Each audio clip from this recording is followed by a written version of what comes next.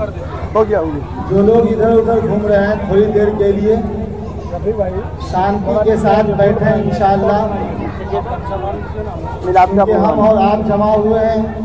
یہاں پر میلاد النبی کا، اللہ کے رسول صلی اللہ علیہ وسلم کا سنت کا انعقاد ہونے جا رہا ہے۔ اسی موضوع پر دو چار باتیں آپ کے سامنے ہو جائیں، اس لیے کہ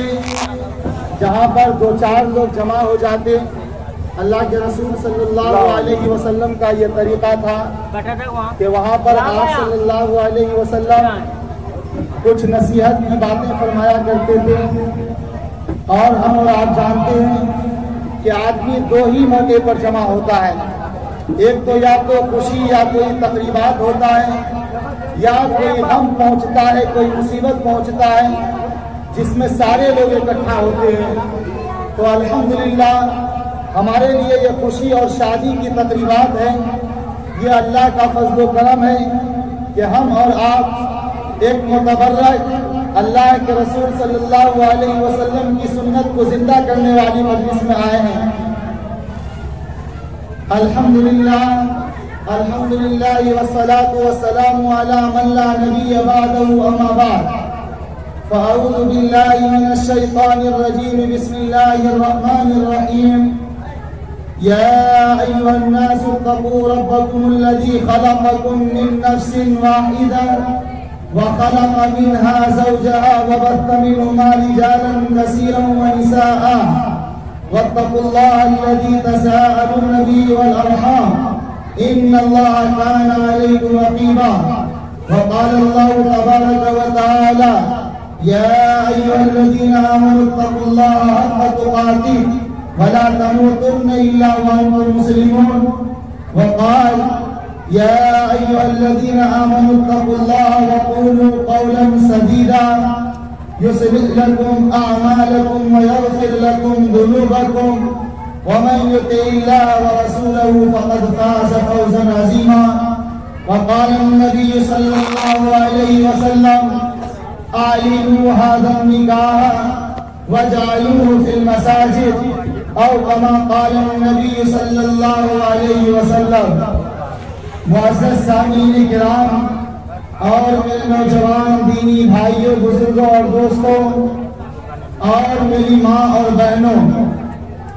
ابھی ہم نے آپ کے سامنے جو خطبہ پڑھی ہے، یہ خطبہ دراصل میں نکاح کا خطبہ ہے، یعنی اللہ کے رسول صلی اللہ علیہ وسلم نے نکاح کے موقع پر اس خطبے کو پڑھا کرتے تھے۔ میرے بھائیوں، ہم چونکہ اجمی لوگ ہیں، عربی نہیں ہیں، عرب ہماری زبان نہیں ہے، جس کی وجہ سے ہم بہت ساری چیزیں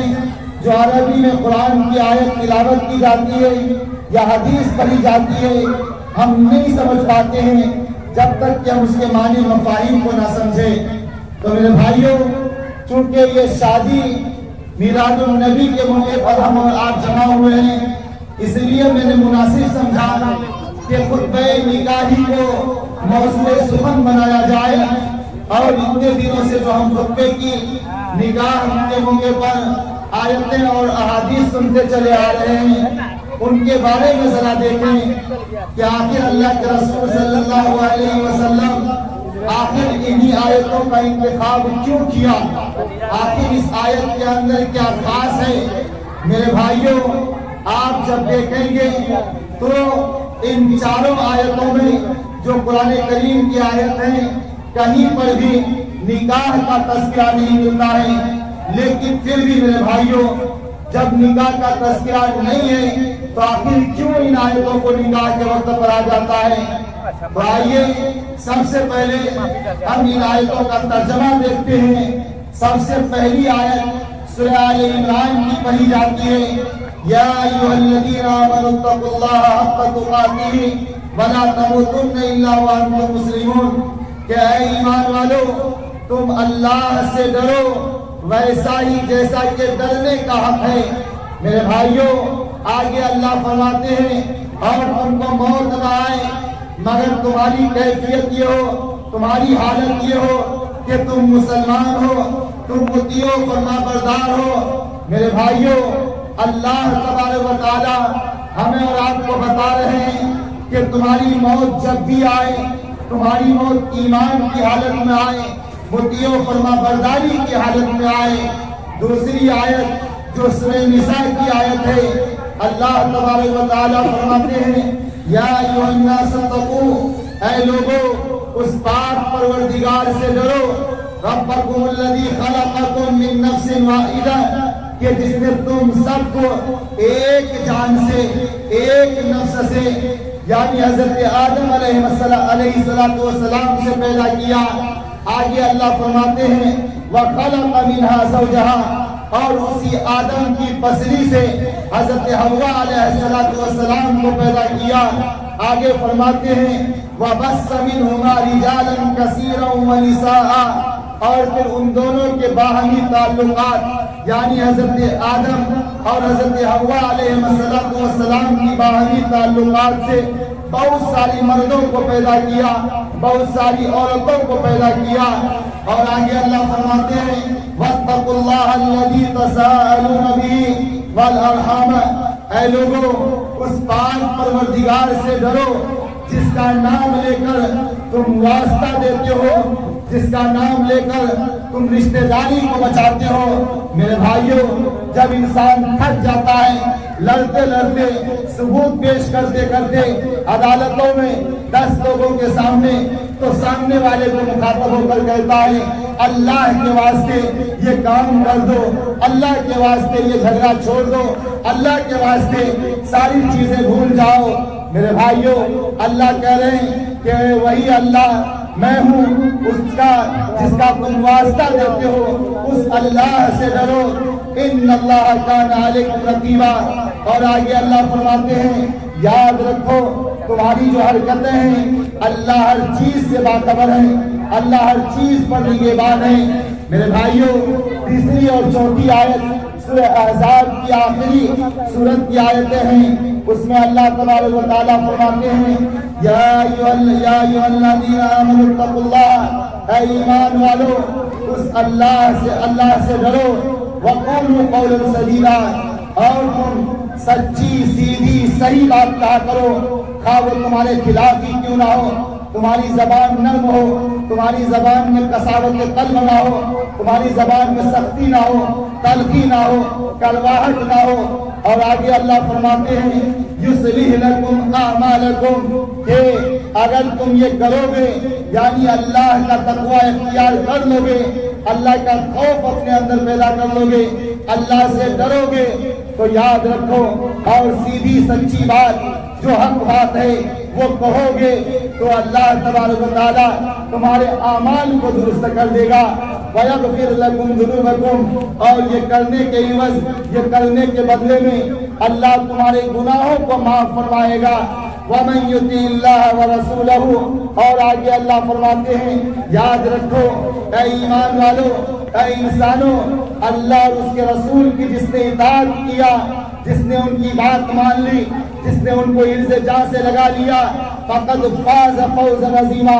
ایسے ہی لوگ ہیں جو کامیاب ہو جائیں گے، اس دنیا میں بھی کامیاب ہوں گے، مرنے کے بعد بھی کامیاب ہوں گے۔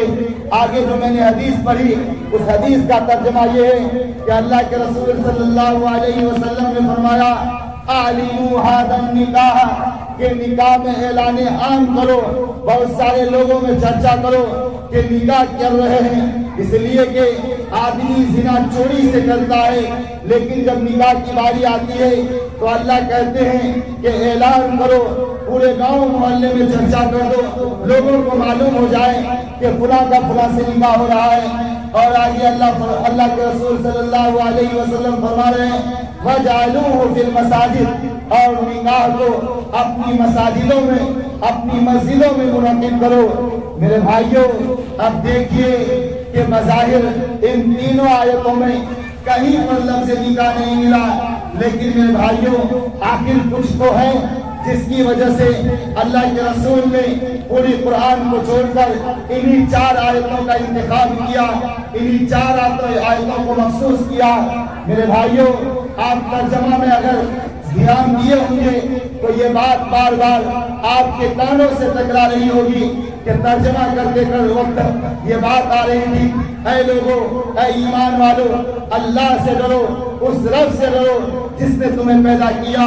اس رب سے ڈرو جیسا کہ ڈرنے کا حق ہے۔ یعنی ہر جگہ تقویٰ کا لفظ آیا ہے۔ میرے بھائیوں، ایک اچھی طرح سے جان لیجئے کہ جہاں پر نکاح ایک طرح سے سماجی معاہدہ ہے کہ دو لوگوں کے درمیان ایجاب و قبول کے ذریعے یہ رشتہ طے پایا جاتا ہے، اسی طرح ایک عبادت بھی ہے۔ اللہ کے رسول صلی اللہ علیہ وسلم نے فرمایا، النکاح من سنتی، کہ نکاح میری سنت ہے۔ تو میرے بھائیوں، ہم اور آپ جانتے ہیں کہ جو چیز عبادت سے جڑ جاتی ہے وہاں پر شر و شرف نہیں ہوتا ہے، وہاں پر ناجائز کام نہیں ہوتے ہیں، وہاں پر غلط کاریاں نہیں ہوتی ہیں، وہاں پر وہ چیزیں نہیں ہوتی ہیں جو اللہ اور ان کے رسول کے احکام کے متصادم ہوں، ان کے مخالفت میں اترتے ہوں، جو ہندوانہ رسم و رواج ہوں، جو غیروں کے طریقے ہوں، جو ان لوگوں کے کلچر ہوں جن کا ہمارا دور سے بھی تعلق نہیں ہے۔ میرے بھائیوں، اللہ تبارک و تعالیٰ نے ان آیتوں میں فرمایا کہ تمہارے اندر تقویٰ ہونی چاہیے، شادی سے پہلے بھی تمہارے اندر تقویٰ ہو، شادی کے وقت بھی تمہارے اندر تقویٰ ہو، شادی کے بعد بھی تمہارے اندر تقویٰ ہو۔ میرے بھائیوں، آج اپنے سماج اور معاشرے کو دیکھ لیجئے کہ کتنے ہی ایسے رسم و رواج ہیں جو ہماری سماج میں عام ہوتے چلے جا رہے ہیں۔ میرے بھائیوں، افسوس تو اس وقت آتا ہے جب ان موضوع کو قابل موضوع بنایا جاتا ہے تو لوگ چڑھتے ہیں، لوگ باتیں کرنے لگتے ہیں کہ آج یہ تو عام ہو چکا ہے، یہ بولنے کی کیا ضرورت ہے، ان کو موضوع بنانے کی کیا ضرورت ہے۔ میرے بھائیوں، یاد رکھیے اللہ کا جو فرمان کل تھا وہی آج بھی ہے۔ اگر پوری دنیا اللہ کے حکم کی مخالفت میں اتر جائے، کسی ناجائز حرام کام کو کرنے لگے، تو میرے بھائیوں وہ اس بات کی دلیل نہیں ہے کہ اللہ کے نزدیک اسلام کے یہاں وہ چیز جائز ہو گئی، بلکہ جو چیز اللہ کے رسول صلی اللہ علیہ وسلم کے دور میں حرام تھی وہ آج بھی حرام ہے اور قیامت تک حرام رہے گی۔ تو میرے بھائیوں، اچھی طرح سے اپنے آپ کے اندر جھانکیے اور دیکھیے کہ ہم کہاں پر کھڑے ہیں، ہمارا معاشرہ کہاں پر کھڑا ہے۔ میرے بھائیوں، آپ جانتے ہیں معاشرہ کسے کہتے ہیں؟ خاندان کا نام معاشرہ ہے۔ جب ایک میاں بیوی ایک دوسرے سے ملتا ہے، ایک خاندان کا وجود ہوتا ہے، اس سے پھر دو خاندان ہوتا ہے، چار خاندان